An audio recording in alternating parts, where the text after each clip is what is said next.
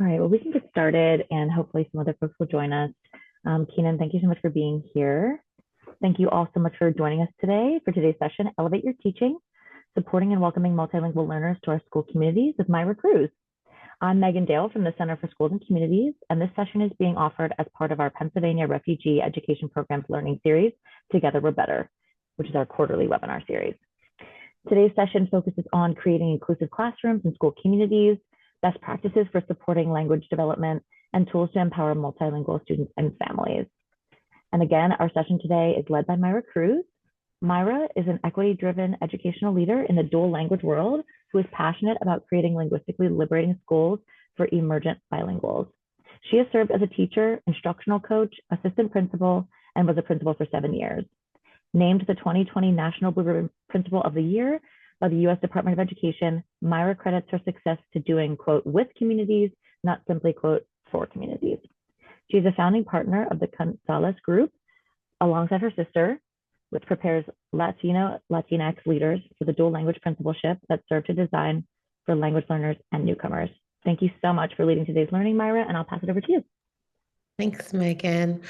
Hi, everyone. I'm so happy, Anjali and Keenan, you're here. And I'm sure more people will be able to access the resources and see this recording. But thank you, Megan, for inviting me. I'm really excited to be in community with you and teach you a little bit of what students have taught me. Because the reality is, hola, Ana. The reality is that everything I know, it's because students and families taught me. And they told me what they needed, and then I responded, right? And I didn't do that alone. I often did that talking to an instructional coach, leaning in on the values of my school leadership, finding PD for myself. So while I am, people like to say, like, I am expert in this. Really, I'm expert in students, and they are experts in telling me what it is that they need.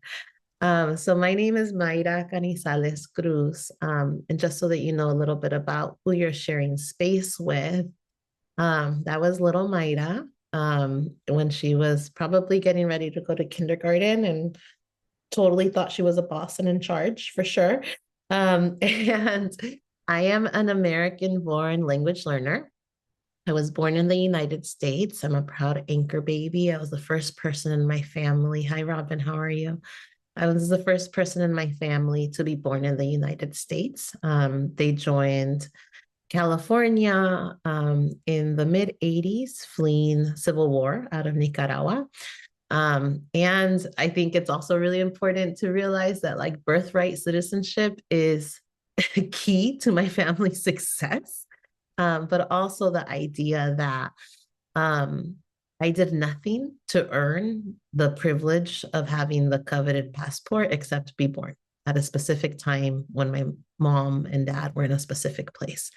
I know deeply what it means to come from a mixed documented family.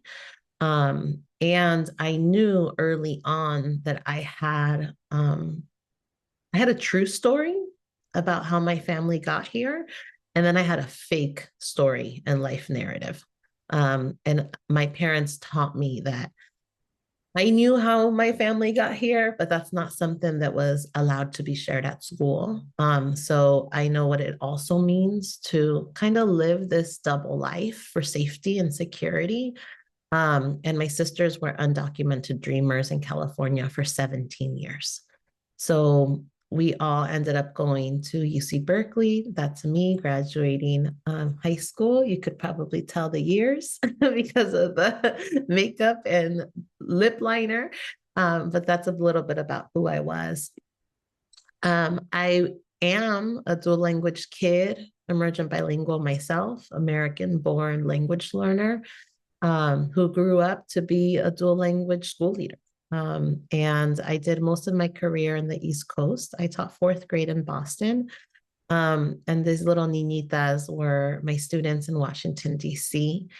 I was able to lead Oyster Adams Bilingual School, the second oldest dual language school in the country. And in 2020, we were named a National Blue Ribbon what I'm very happy about and proud of is that it was in the high exemplary performing category.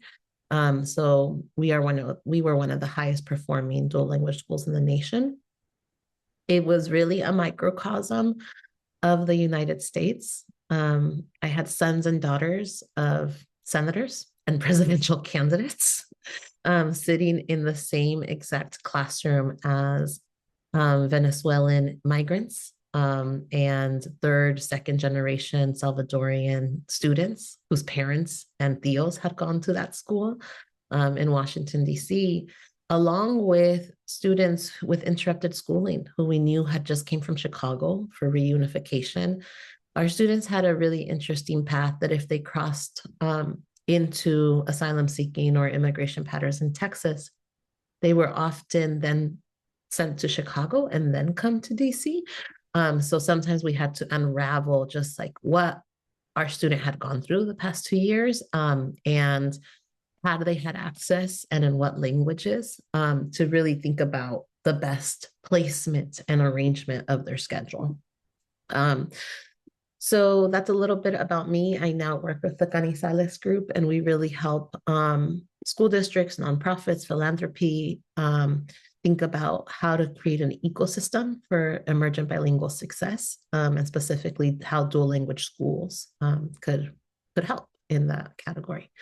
So that's a little bit about me. I'd love to know a little bit about you in the chat. If you could let us know the following. Tell me your role. Like, are you a district support person? Are you a classroom teacher? Are you a school leader? Also, what home state you're in, just to get context of where we're at. And if you could think about an emergent bilingual that you're teaching or have thought, can you tell us 1 to 2 sentences? What are their strengths and how are they positively contributing to your school community? I'll wait 2 minutes to see what comes up in the chat. I love that, Megan. It's like we got that student and his family. They're all so engaged. She was just the sweetest. Yeah. And obviously you all are in Pennsylvania. I read that. I'm like, oh, they're all in Pennsylvania. That's right. Oh, but you're from Maryland, Keenan. Yeah, like our emergent bilinguals, our newcomers have so many strengths, right? You all talked about how willing they were to make friendships, thinking outside of the box, how their families became part of the community.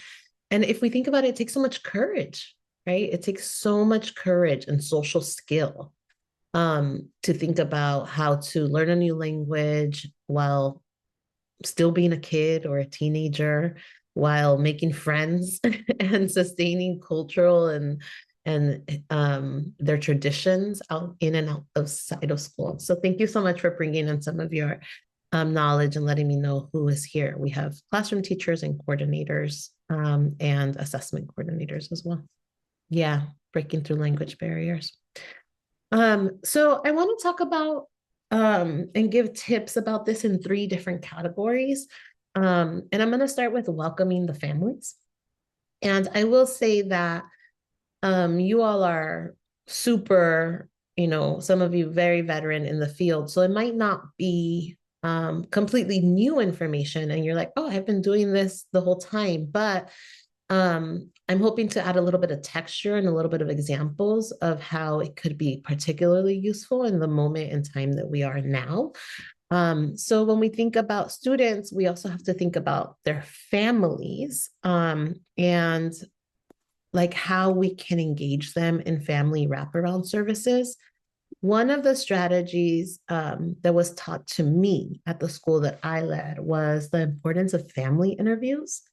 I think American schooling systems can sometimes say, okay, the family's here, they enrolled, we have their family contact and their emergency contact, and they're ours from 8 to 3:30, and then we deliver them to you right after. But we fail to realize the trust and fear that it also takes to be in a new city in a system that you don't truly, totally understand as a parent, especially if you don't speak the dominant language.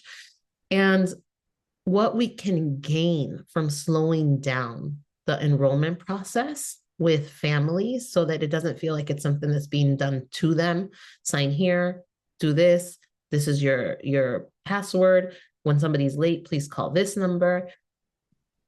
Enrollment tends to be really transactional in American schools, and then it's just kind of like, we got it from here. And the space that creates when we actually stop and get to know families at the enrollment point, I think makes a huge difference. It also often happens in front of the child. So it eases like the idea of like, oh, they actually stop and talk to my family and see them eye to eye. So family interviews sometimes are anywhere between 20 and 30 minutes, and it's really explicit with families and saying like, okay, we've done all the technical work. This is the student ID. Your child is now enrolled in our school, but we want to take 20 to 30 minutes when you have time to just learn more about your family, to understand where you've been. And this is where we learn about family and family support systems. This is also a good moment to learn about whether this family is going through reunification. We don't know how long this child has been separate from this caretaker. And it's helpful to just understand that while they're gaining a lot in coming to American systems, they also have left behind a lot. And sometimes they're living with adults who they don't know or trust. They've been told that they can know and trust them because it's their parent, but maybe they've been raised by an aunt or an abuelita somewhere else. So that's really helpful to just understand what the family is going through in that moment. Also, literacy and technology access of the family. It's really helpful in moments to know if we send an email home, can this family access it? And can this family read it? We can't necessarily make assumptions about the educational levels of our families. Some are really highly educated and we're engineers and doctors, and their literacy level is not a problem.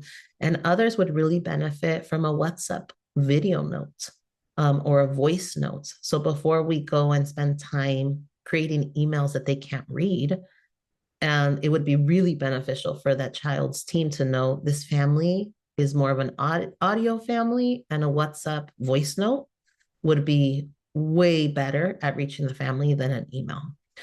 And then also the past school experiences of children enrolled. So it's helpful to know if there's a baby at home.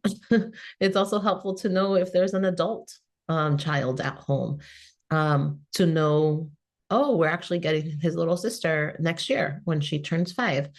But it's as simple as saying like, where have you been the last couple months or the last couple years? And can you tell me about the schools that your child has gone to? And that's where we pick up a lot of nuances around interrupted schooling.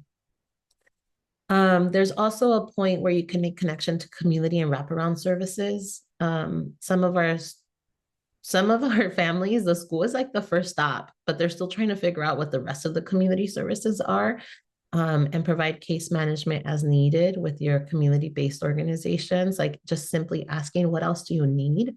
We know that schools can't handle everything, but if you have a social worker on site or a community-based organization that you work with, this is an opportunity to connect them. And then also, let's not underestimate like the physical and emotional space to ensure trust building with a new family.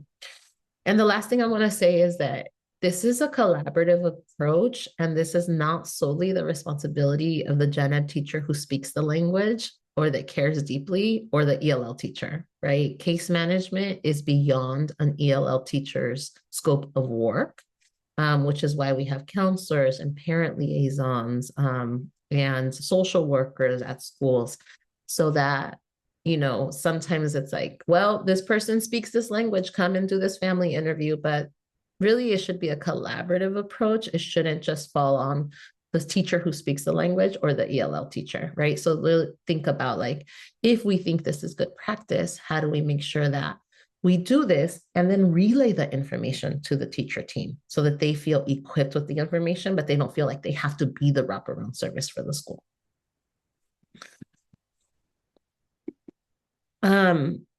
And then also the social emotional support for students. At the school that I led, each like newcomer would get a little bit of a welcome committee. One was a peer buddy. It was most of our newcomers spoke Spanish, and we were a Spanish dual language school. So all of our students spoke Spanish. So that was easy. But if you can, try to find somebody that speaks the similar language, Amharic, Vietnamese, whatever it is, to have a match and a pair. The counselor should definitely know that we have a new student. I know that it happens fast. Sometimes they're just in the office and you're like, hold on, let me go see if the counselor is available. But that's why making a space for the family interview is important. And then also the homeroom teacher. So it's important that teachers, I think that when we get students, we want to put them in classrooms as soon as possible, but the social emotional support that it takes and the courage that it takes to welcome a classroom community, sometimes slowing down is best for both the teacher and the student.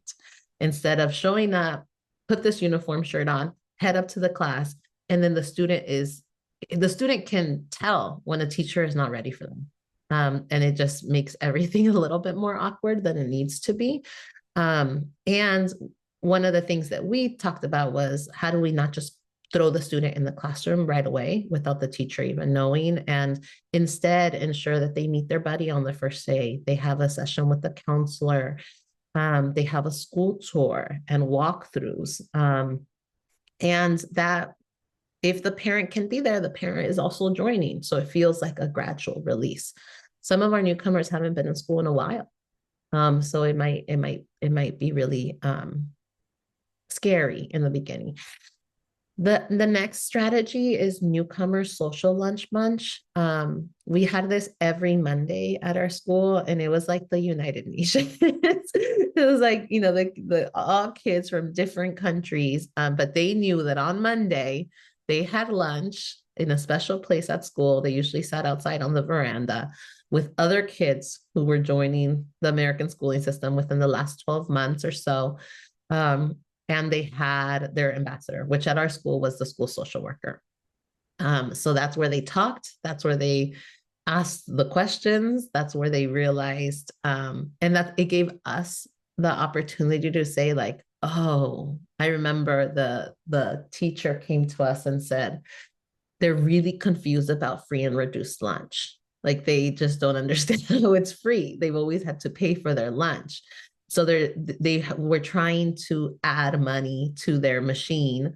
And then we're confused about the code. In DC, we use a code, and there's like some machine system to add money. So they had a whole newcomer lunch on like just how the United States provides food and how they could still also get free food and free breakfast in the morning, and that they could take supper home, and they just had to go by the after school program and pick it up. But even like punching in their code number was like a new big deal to them, and they were all confused. And that's when we realized, because they were at the lunch bunch asking those questions. The other is like considering supportive cohort for crew or advisory.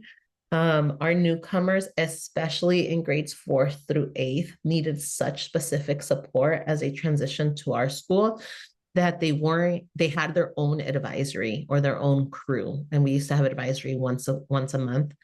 Once a week, because our middle school advisory curriculum was around social emotional support, and they were having like difficult conversations about race and consent.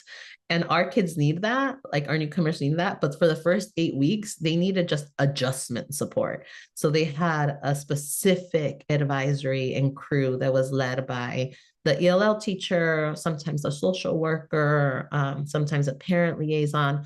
That kind of rotated responsibility. People usually really loved this advisory, so it was high on the list of requests. But just knowing that it doesn't make sense to throw them into like social emotional curriculum when really they have social emotional needs and questions, especially if you think about it, like the first 8 weeks that they're there. And then finally, if your district permits it, or if your school district allows it, home visits or just community visits to figure out like, how far is this child traveling to get to our school? Do we even know what their morning is like? Has given us so much insight into what our children were going through. So I'll stop there and see if there's any questions in the chat. Or Megan, do people come off mute and ask a question before I go into like instructional support? This is more social emotional wraparound services support. Either is totally fine. Feel free to put a question in the chat or unmute and ask it out loud. I'm curious if any, okay, thanks, Anjali. I'm curious if any of you see um, the added benefit to slowing down how quickly we get the child into the classroom.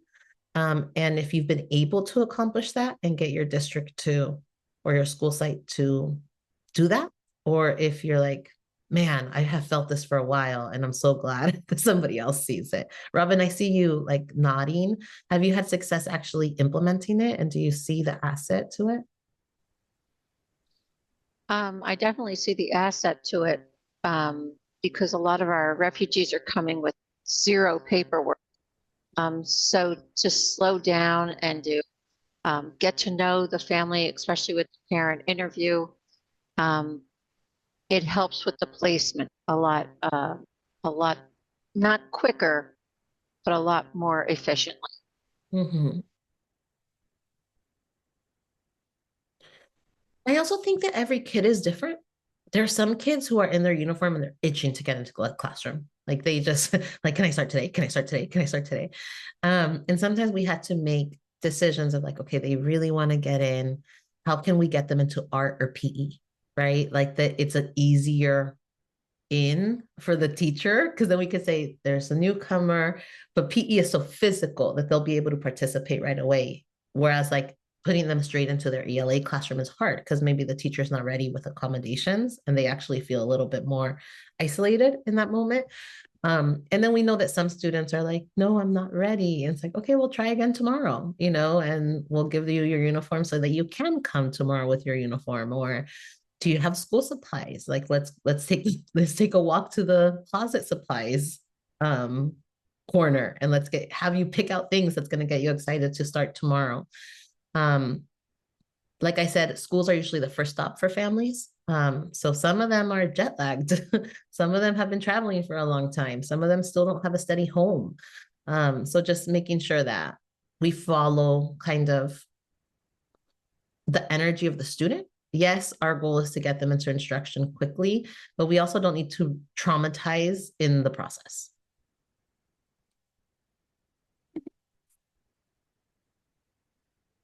Any other comments before we move on?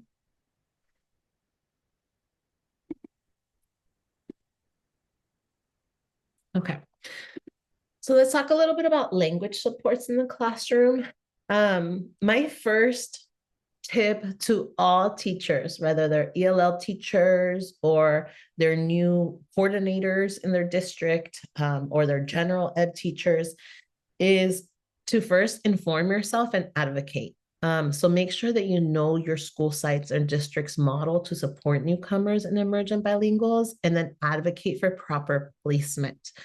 When you're in school districts or school sites that are used to newcomers and used to emergent bilinguals, this is usually really robust. But if you're in a site where it's new, it's been like this influx of specific students after COVID, there's been so much movement after COVID too, where some school sites are getting emergent bilinguals that they've never had before. It could feel a little chaotic because a lot of school districts are still figuring out systems. For a long time, historically, newcomers, refugees, even in Washington, D.C., were in specific wards and specific schools. But now we're seeing that they're making up 5% of our city across school sites. So we can't just say these school sites are experts and these, we just don't teach those types of children because they're coming from all over the place. So make sure that you know, do we do designated versus integrated language development at our school? Do we do both? Does our ELL Title III law say and our county say that we have to do both, and how many minutes of each for the child? Are we a sheltered English instruction, right? And especially at the secondary level, whoever is creating their schedule, are they aware of the type of schedule that they're creating, and making sure that you advocate to make sure that they're in the right SEI classes. If they're younger, are we still in a transitional bilingual ed program? Is there room in that cohort? Can they advocate to go into that cohort, especially if it's just a strand or one classroom in the elementary school?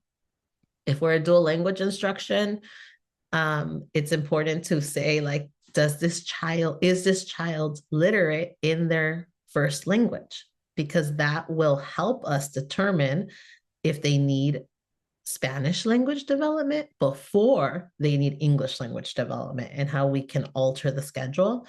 Or do we have a co-teaching model? And at what point do I get to advocate I have 5 ELLs in period 3, I think I need a co-teacher, or do we have to think about the placement of these students where the co-teacher is? And I think it's so important to inform and advocate, because you're not only advocating for the children, you're advocating for your own support as a teacher. And if you support teachers, I think it's also important not to assume that all the teachers in your district understand the differences between these. Very few teachers have, like, in California, the BCLAD, or in Boston, like the Teaching English Language Learner Certificate. And you can go all through alternative certification or your master's, and you still were not taught these things in your programs. So I think it's important that we meet teachers where they are and make sure that they know what these students have access to, so that they feel empowered to advocate. The other thing is language interviews. We know that kids have one linguistic repertoire, but we know that they also have, like, cognitive academic language proficiency that transfers, right? Like, once you know something in one language, you know that. Like, you only learn how to read once. Once you know photosynthesis, you already know photosynthesis. You just don't know it in the language of dominant instruction now, right? So what you're missing is vocabulary development, but you don't need to reteach me the concept. And I think that's important to realize, that the CALP transfers. What you learn in one language, you already know in the other. So when teachers do have students, and this, I think, is better done not necessarily by the social worker or the counselor, this should be done by an educator and a classroom teacher, is a language interview. And I actually have an example of the language interview form that we used to use at our school that was developed by an instructional coach. I'm going to send it to Megan, and she can send it to the grantees. But it's an opportunity to get to know your students' linguistic repertoire and their content knowledge, so that you can assess their literacy across their languages, especially outside of the United States. Multilingualism is huge. We can't assume that they only come with one language. Most people outside of the United States speak multiple languages. So making sure that we assess which languages they speak, because it gives us informed decisions about their CALP development. And the more we know about the language that they speak, the easier we know, right? If it's Spanish or English, great. We know we share an alphabet. We know 70% of our words are cognates. They look alike, sound alike, mean the same thing. But if they speak a language or are literate in a language that doesn't read left to right, that doesn't share our alphabet, that all helps us understand what their brain and language acquisition is going through. And it empowers you to have an additive and asset-based attitude, so that we can focus on what students can do versus what they can't do. I think one of my biggest pet peeves was when I would hear teachers say, like, well, this child just doesn't have any language. I'm like, every human being I know has language. Like, what are we talking about right now? So I used to always say, like, no, every human being has language. Even babies have language to show you what they need. And that's actually not aligned to our school mission. So can we try that sentence again? And then people would have to take a breath and say, you're right. I'm struggling with concept development in my class because they're still level 1 English. I'm like, Great. Let's talk about that. But let's not say that children don't have language, right? So language interviews, I think, is a huge, huge part that can teach us a lot about students. And then everyone talks about comprehensible input, but I want to give some specific examples. Yeah, Anjali. So Anjali, I have a friend named Anjali, and she spells it like you. So I hope I'm saying it correctly. If not, please come on and fix my pronunciation. But the idea of like additive versus subtractive is really this idea that like in bilingualism, when you have an additive asset-based approach, you see and honor their native language, their L1, their dialect, their regionalism, and then your job is not to stop that development or dishonor that development. Your job is to add on, right? So it's about being asset-based. Saying this child has no language is subtractive, right? An asset-based approach would be, I'm struggling with content knowledge because they are missing critical tier 1, tier 2. So I'm going to make sure that they get pre-teaching of vocabulary before the rest of the class. So we want to be as additive as possible. Okay, I'm glad you said it well. Okay, so everyone talks about comprehensible input. I often hear teachers say like, okay, but what is it really? Like, and how do I know I'm doing it well? And comprehensible input is an umbrella term to make our content accessible. Some like key things: do not underestimate your rate of speech. When we slow down, we allow the brain of our students to process. One of the best activities I've done with teachers is they have actually played. There's an activity where they play a language that they've never heard before, and it's very fast, and there's no visual, and it's all auditory. It's actually Cantonese, and then we hand the teacher a graphic organizer and we say, go for it. And they're like, what? Like, that's impossible. And we're like, but we handed you a graphic organizer. Isn't that what emergent bilinguals need? We've always been told that they need a graphic organizer. And the teachers attempt to do the task and they're like, this is impossible. And then we stop and we say, okay, let's listen to it again. This time you will have a slower rate of speech. You will have visuals, and you will be given examples. And they listen to the exact same lesson again, and then they're handed the graphic organizer, and they're able to accomplish at least 50% more. So I think even just putting our educators in the seat of just being in a language that is not theirs and trying to learn a concept, I think is a great experimental exercise for teachers to really understand that a graphic organizer does not equal comprehensible input. Another example is if you've ever been in the country where you don't speak the language, you're just like, everything is going so fast. That's why we have to slow down and make sure we have another rate of speech. The other is explicit teaching of metalinguistic awareness, i.e. cognates for newcomers, especially if they speak Spanish. 70% of our shared vocabulary can be decodable if they understand that they can use their Spanish to help in root, prefix, suffix, and full word meaning to understand.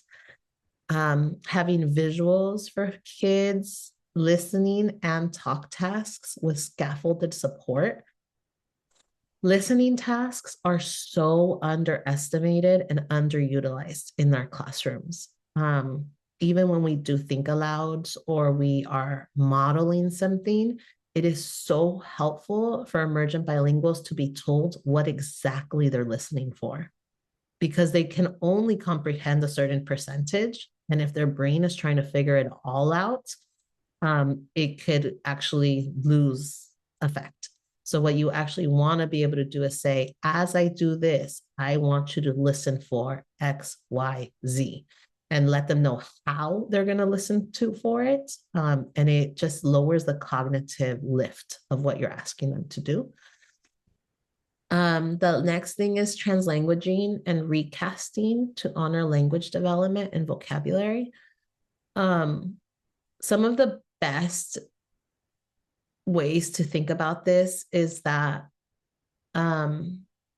students are going to mix the language that they know well and the language that they are learning.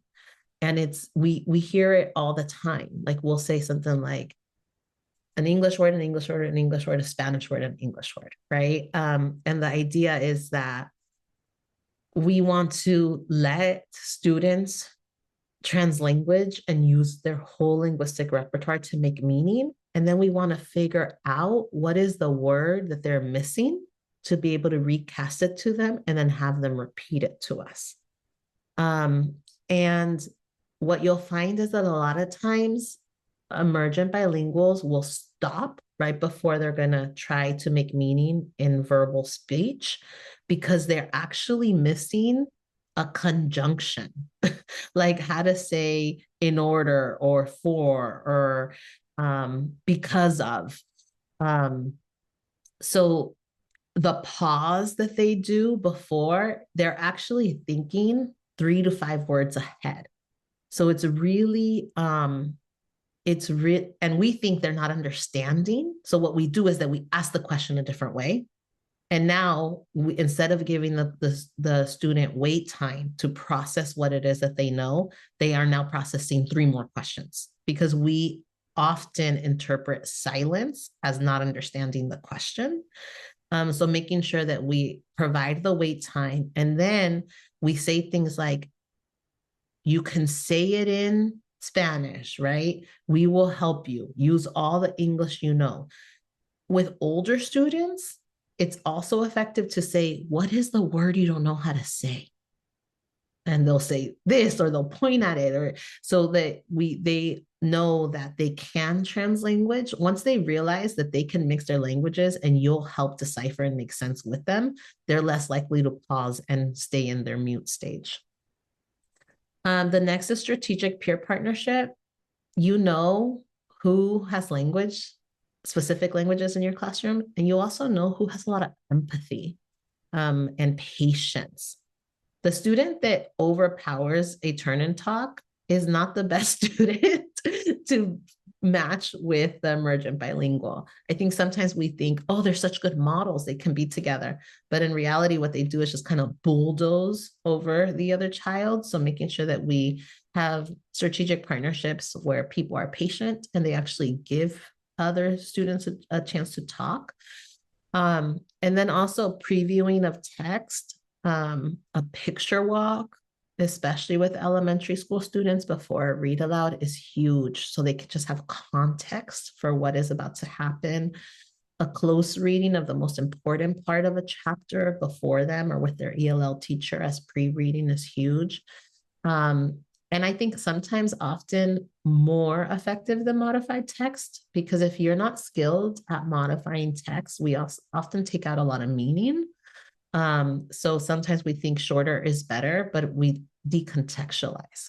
So sometimes it's okay to have exposure, knowing that they have a close reading on the most important part of that, instead of modifying and making shorter. And then we take away the context. I'll stop there to answer any questions or any comments that's coming up for you all. All right. Let's talk about explicit teaching of vocabulary. Let's take some guesses. What do we think the 25 is for? You can come off mute, make a guess, put it in the chat. Is it how many new vocabulary words students learn in a classroom each day? I hope not. I had somebody say the average number of vocab words teachers try to teach at the same time. Like, no. It's a good guess though, Megan. Somebody else? Okay, I have found it in the field. It's so interesting.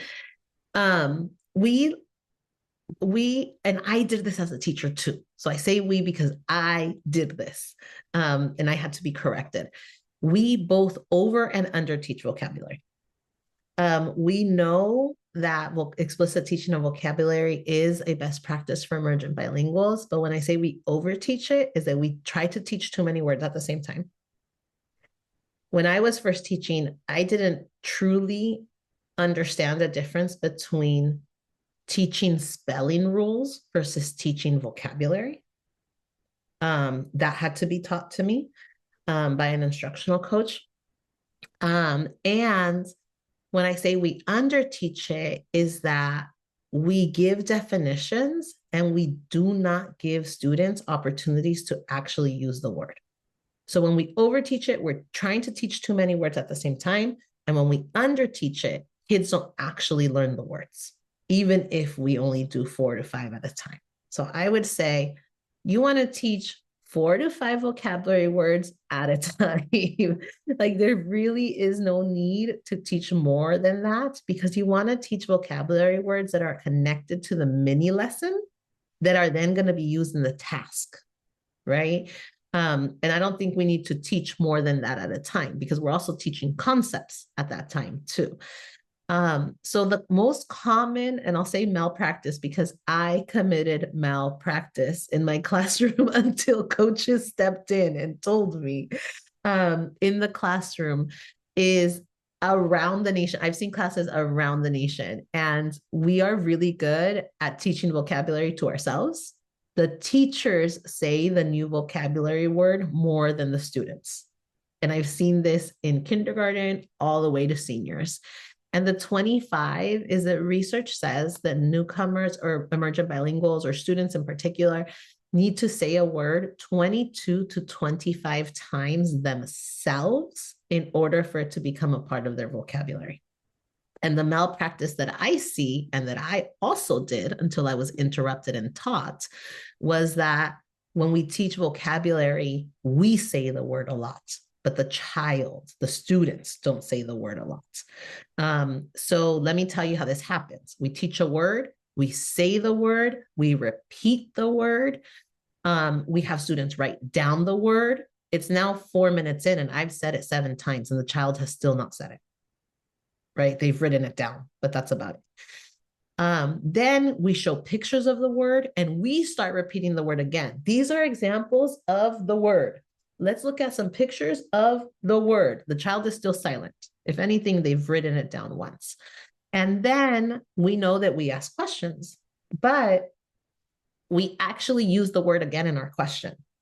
And the student demand doesn't include saying the word. So we'll say things like, so Anna, is this picture an example of rotation? I've said the word rotation again. And Anna can get the task right and participate by saying yes or no. They don't say the word. So by the time I'm done teaching the word, I've said it 12 to 13 times, and the child has maybe written it once. Right? And I think the tip there is eliminate the question that asks for the command to be a yes or no, and instead use sentence frames that include the new vocab word. We often see worksheets where we are asking them to fill in the vocab word, and again, the students are writing it, not saying it. It's not a quiz. We are teaching it to them. So the sentence frame should include the vocab word, and there should be a talk task where they actually have to say that word out loud. We also want them to repeat it in fun ways. My favorite is, I'm going to say the word 3 times. Rotation, rotation, rotation. Your turn. Rotation, rotation, rotation. Then I go, say it like a mouse. And then all the kids are like, rotation, rotation, rotation. Then I go, say it like an elephant. And they go, rotation, rotation, rotation. Yell it, scream it, laugh it, clap it. Like you have to practice it many, many times for them to be able to say it. And I just want to remind people that writing down definitions and examples does not mean that you have taught the word explicitly. Students need to make meaning, practice, and play with the word. So teach it, use it, give a task that demands it, And then at the end of the lesson, play with it some more, repeat it more times, and have them be able to actually say it out. Okay. So as I was saying that, there was a lot of smiles and giggles, laughs, or, let me know in the chat. Does that resonate with you? Is that something you did as an educator? And when did you learn differently? Or what's something new that you want to try or support the teachers and the programs that you support? I'm going to give 2 minutes to have some reflection in the chat around explicit teaching of vocabulary, and then we'll come. Yeah, Megan, I tell, because I'm in dual language a lot, and I remind educators, I'm like, el idioma se aprende al usarlo. You learn language by using it. And they're like, yes, yes. I'm like, we need to let them use it. We already speak Spanish. We already speak English. They need to use it. Yes, Anna. I think sometimes we see teaching explicit vocabulary as like a checklist before the activity, but really it needs to be repurposed throughout the mini lesson. Yes. Anna, can you just tell us a little bit about language interactions and why they're so important?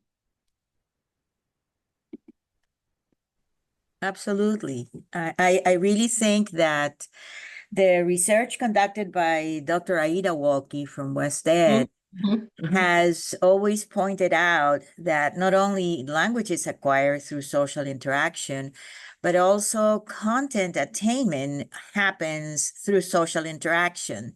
So for our students, whether they are new to the country or have been, born in bilingual households, they need to interact in the classroom with other students that are native speakers and or even with the teacher producing tasks that are important for students to use language in real situations. That's the part of when you develop a task. What is the purpose of that task?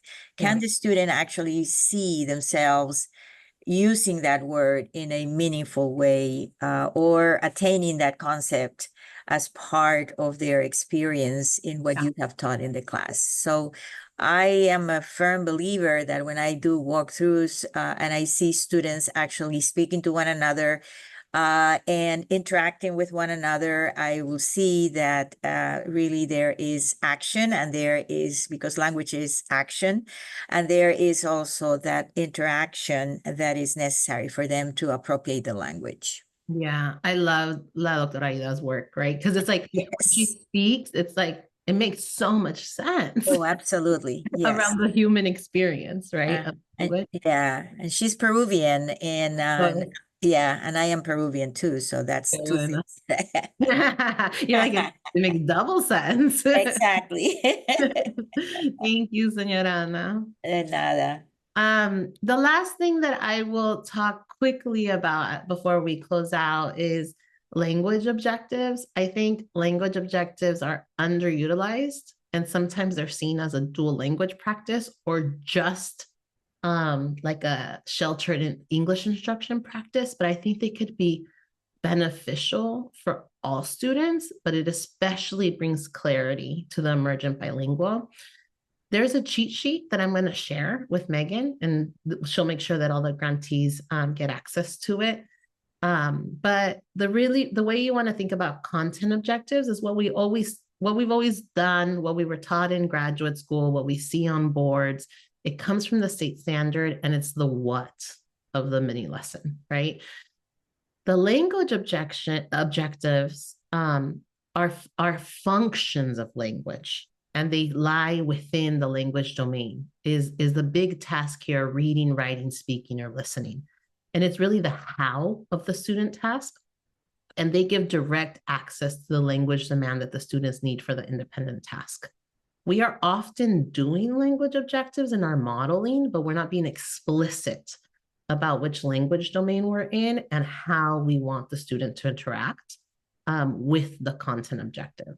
So if you take nothing from this, know, oh wow, if I've never supported language objectives in my role of the educators that I support, or if I was never taught that, or if I'm an educator and I'm not doing that, just take this. The content objective is the what, the language objective is the how, and it talks about the language domains. I'll share a cheat sheet that takes you through the process of verbs you can use by language domain. So what is the verb of the how in listening, and speaking, and writing? And I'll make sure that Megan has that available to you.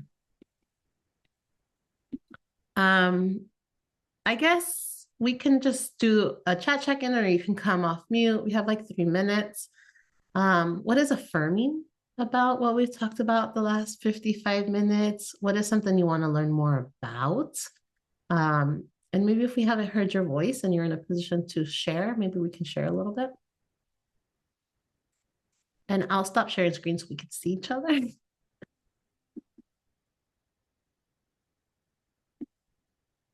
What was affirming, or what is something that you definitely want to learn more about? Can I, even though you have heard my voice before, but I would just share what has been affirming for me is the component of not only seeing our students from the perspective that they don't speak English, so I need to teach them English so they could be successful, but also from the perspective of all the acculturation processes that they are going through, and the adaptation processes of their families, and getting to understand our educational system, as well as finding a place where they belong to that environment. So that sense of belonging is very important for all human beings to really start learning. And if we provide that as part of our programs, it is going to really increase the abilities of our students to be successful. Mm-hmm. That's the affirming part. I think I haven't been a school principal since 2021. So doing things like this helps me think about, like, what is it that we did actually?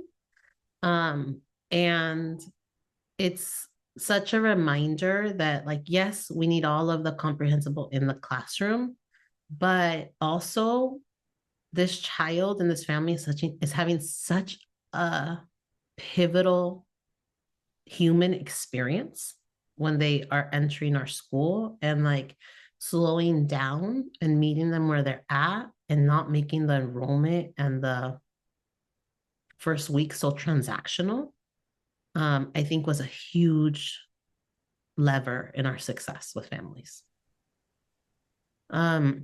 What Anjali says in the chat is, what is affirming is remembering how many individuals are needed, yes, to create the support system for these students and families. And it helps to advocate for building out the culture as opposed to a role. That's so true. It's like an ELL coordinator can't do all of this, right? Like, they has to be, you know, your whole social emotional team that sees it as a culture of welcoming space. Thank you so much for that comment. Thank you for spending time with me today. And thank you, Megan, for having me. Thank you. Thank you all so much for being here. Thank you, Mayra, for being here and for your just wonderful presentation. It was just so practical and, you know, so evidence-based, research-based, practically based. I mean, you've been doing this for so long. So thank you so much for sharing your knowledge with us today. And thank you all for joining us. And I will be sending this recording out to all the grantees and everyone who attended, as well as the resources that were shared today. Yeah, feliz día a todos. Thank you. Gracias, Mayra, Ciao. por compartir su experiencia. Gracias.